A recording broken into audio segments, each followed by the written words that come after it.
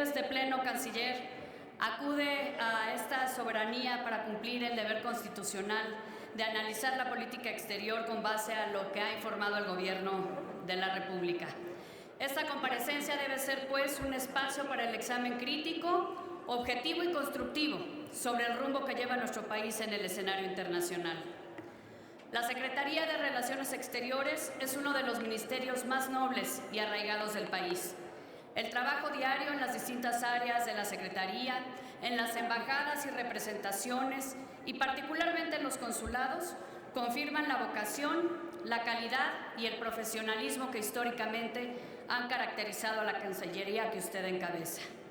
Sin embargo, el Grupo Parlamentario del PRI manifiesta su preocupación de que el trabajo profesional de la Cancillería no venga acompañado de una visión clara sobre el rumbo de nuestra política exterior.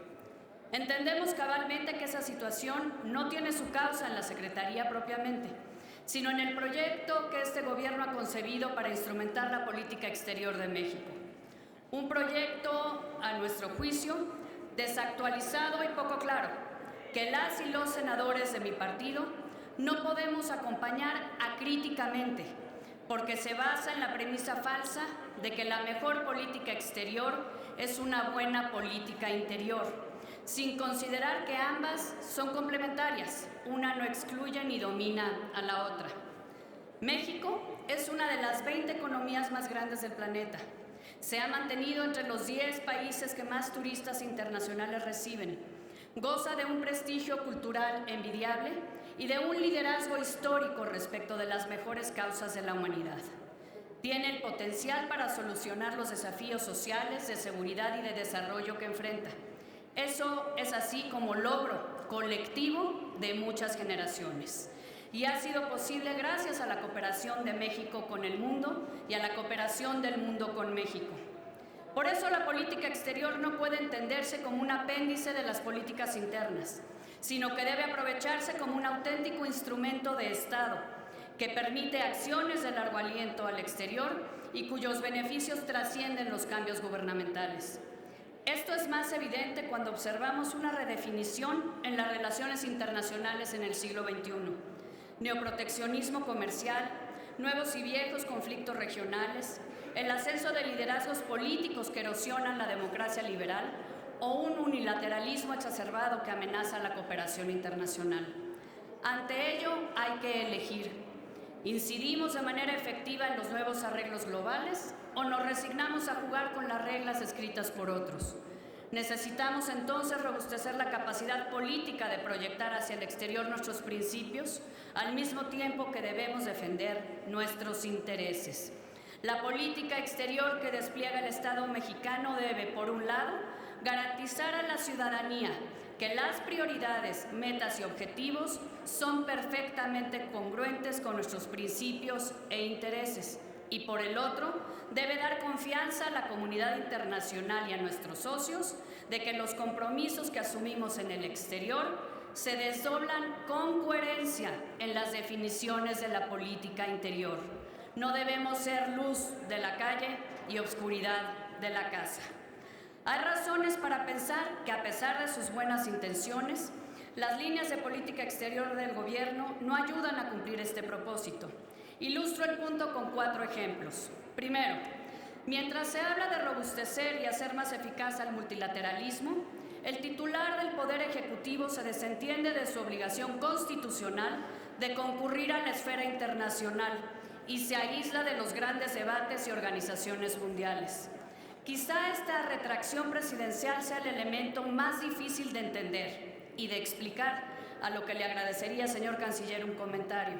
Segundo, mientras se enaltecen nuestros principios constitucionales en el discurso, estos se interpretan de tal manera que nos hacen perder influencia regional y mundial. Frente a la crisis en Venezuela, aplicamos de forma letrista el principio de no intervención y desatendimos el llamado internacional a que se respeten derechos humanos y se celebren elecciones limpias, justas y equitativas en aquel país. Pero frente a las polémicas elecciones en Bolivia y la ruptura posterior del orden constitucional, se emitió una felicitación electoral apresurada y se movilizaron suficientes recursos como para que un acto humanitario se perciba en buena parte de la región y del país como un gesto más cercano a las simpatías del gobierno federal que a la tradición diplomática del Estado mexicano. No perdamos de vista que hay una diferencia que entendemos bien entre la injerencia y la participación corresponsable en la comunidad de naciones. Tercero, mientras hablamos de recuperar la confianza en nosotros mismos para participar en el exterior, hemos permitido que un presidente extranjero marque los parámetros de nuestra propia política interior, dejando a un lado principios esenciales como la responsabilidad compartida, el respeto mutuo y la separación de esferas de negociación en la relación con Estados Unidos.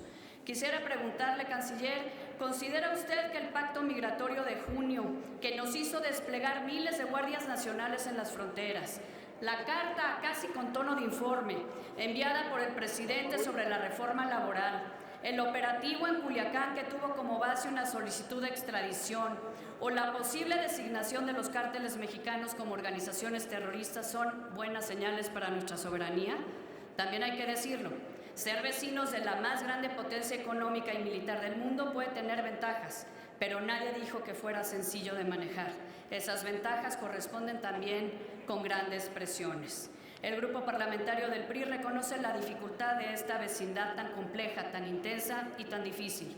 Reconocemos que no es fácil cuando nuestro país se convierte en el blanco favorito de una lógica electoral extranjera. Y cuarto, la agenda internacional del siglo XXI exige un compromiso inequívoco para superar los nuevos desafíos que son comunes para toda la comunidad de estados, como la lucha contra el cambio climático. La comunidad global busca transitar hacia un mundo más sostenible que reoriente el desarrollo hacia una economía con menores emisiones y con mayor capacidad de adaptación al cambio climático.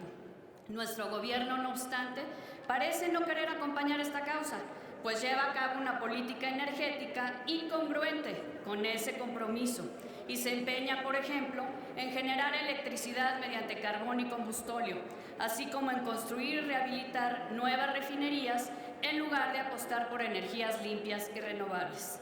Tomando en cuenta esto, ¿cómo está impulsando la Secretaría a su cargo el cumplimiento de las contribuciones nacionales de México que comprometimos en el Acuerdo de París de reducir en 22% las emisiones de gases de efecto invernadero para 2030, así como de generar 35% de energías limpias para 2024? Insisto, ninguna política, ni la exterior ni la interior, debe primar sobre la otra, pero sí debe haber coherencia para dar certidumbre y confianza a la comunidad global de la calidad de nuestros compromisos.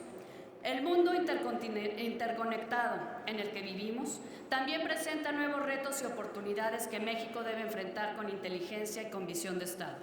Por ejemplo, los países ahora no solo deben preocuparse por amenazas tradicionales como el flujo de armas o la proliferación nuclear, sino también por los retos que las nuevas tecnologías de la comunicación e información imponen a la seguridad nacional y ciudadana.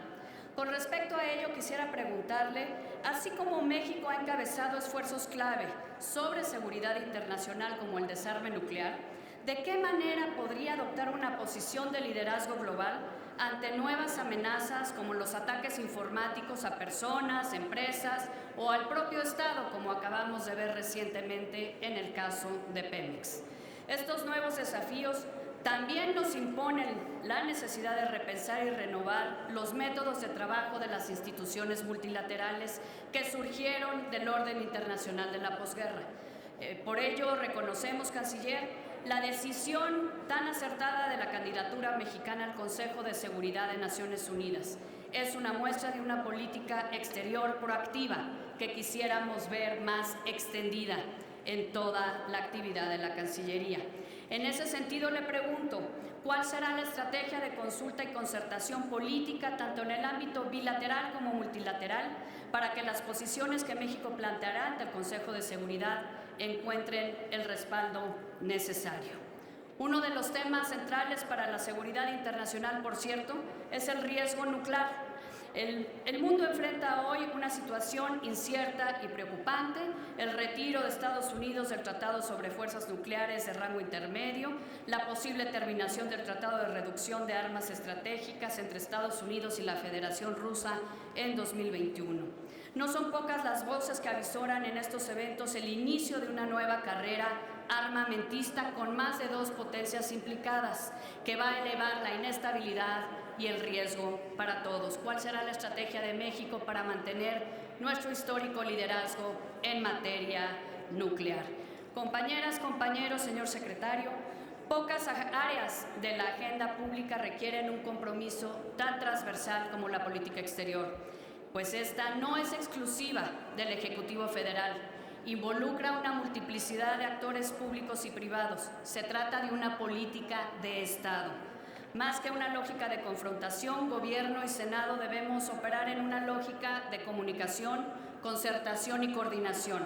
Sin duda, el proyecto de política exterior que usted instrumenta tiene grandes áreas de oportunidad que requieren de un trabajo conjunto entre el Poder Ejecutivo y Legislativo, para encontrar puntos de consenso que le den a México una vez más la posibilidad de brillar en el cauce del liderazgo global y que contribuya a apuntalar objetivos como el desarrollo sostenible, la estabilidad, la prosperidad regionales, la seguridad nacional en sus diferentes facetas o el empoderamiento de nuestras comunidades en el exterior.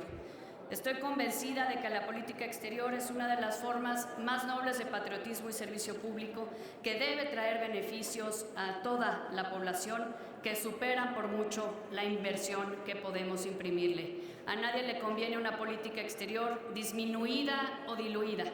Por ello hacemos un llamado a poner todo de nuestra parte, Senado y Gobierno, para reencauzarla, para aliviarla de supuestos erróneos y sobre todo para fortalecerla. Si queremos mejores resultados al interior, debemos tomarnos muy en serio las acciones que instrumentamos al exterior. Muchas gracias, Canciller.